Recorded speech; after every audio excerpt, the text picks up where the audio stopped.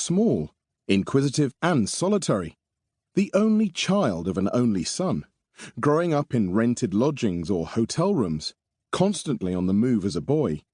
Anthony Powell needed an energetic imagination to people a sadly underpopulated world from a child's point of view.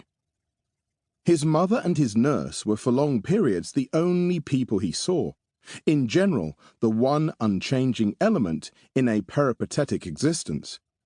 All his character points to a strong maternal influence. He himself wrote long afterwards of John Aubrey, another slight, sickly baby growing up in isolation, without friends of his own age to become an acute and perceptive observer of his contemporaries.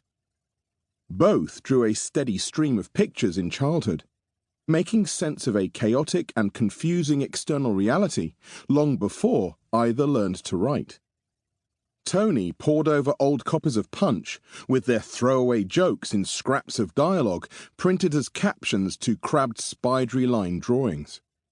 Aubrey, whose biography he wrote as a kind of preliminary to his own Dance to the Music of Time, was an accomplished graphic artist as well as a writer.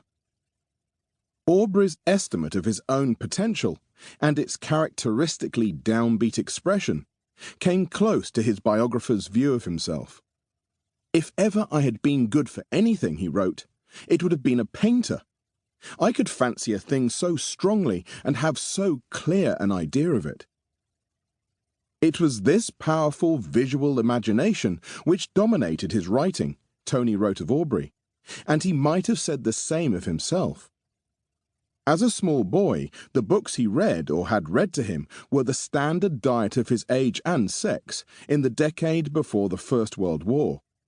The witches, sprites and hobgoblins of the red and yellow fairy books, boys' adventure stories, the knights and castles of Arthurian romance. Melancholy, observant and self-contained, he escaped, like Aubrey, into stories and legends of the past. The anodyne to which he was addicted as early as he could remember, and with which throughout life he could never dispense. For company, he deployed troops of increasingly battered toy soldiers and, as soon as he was old enough, constructed long chains of invisible relations. Tony was still a schoolboy when he first took up what he described as a kind of genealogical knitting. He had no home of his own, no siblings, no family to speak of except for a single aunt on each side and 3 cousins, sons of his father's sister whom he scarcely saw.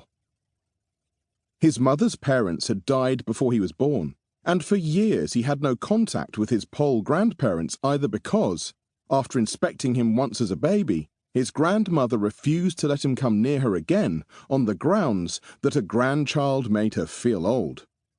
Genealogy joined him up to an extended family he never knew. His immediate ancestry was not encouraging. His mother's family of Welleses and Dimmocks had once possessed a small country house in Lincolnshire with a modest parcel of land, both squandered in attempts by his great-grandfather to lay bogus claim to a peerage. The same man, Dimmock Wells, tried and expensively failed to seize for himself the obsolete hereditary title of King's Champion. Of his 3 sons, 2 died unmarried, and the third ended the male line by producing 3 daughters, each of whom abandoned on marriage the name of Wells Dimmock. Tony's Pole grandfather was less ineffectual but irretrievably unromantic. He had once dreamed of becoming a cavalry officer, but his father died when he was 8 years old, leaving no money to buy him a commission. Instead, he migrated as a young man to Melton Mowbray in Leicestershire and became for the rest of his life, in his grandson's words, an unappeasable fox hunter. He funded his habit by setting up his plate as a surgeon, still a low-grade job for most of the 19th century, strenuous, smelly and mucky, a branch of butchery traditionally associated with screaming patients spouting blood who had to be strapped and held down on the operating table by heavyweight bruisers.